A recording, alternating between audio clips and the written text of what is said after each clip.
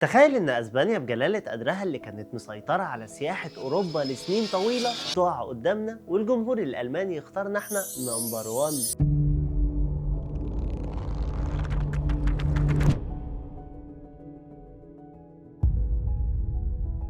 شركة دير تاور عملاق السياحة في ألمانيا كشفت مفاجأة في تقريرها الأخير، وقالت إن مصر اكتسحت وبقت الواجهة الشتوية الأولى للألمان، وده لسبب واحد وذكي جدا، وهو أفضل خدمة بأحسن سعر.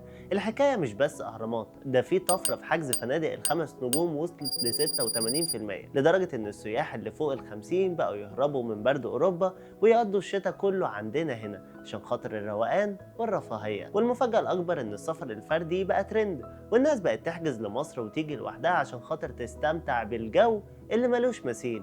احنا حرفيا بنسحب البساط من اكبر دول العالم، والسياحة المصرية دلوقتي بتعيش عصرها الذهبي في قلب السوق الاوروبي كله. الخبر ده مش بس ارقام، دي شهادة ان بلدنا هي الاختيار الاول للي بيفهم في الرفاهية والذكاء في السفر.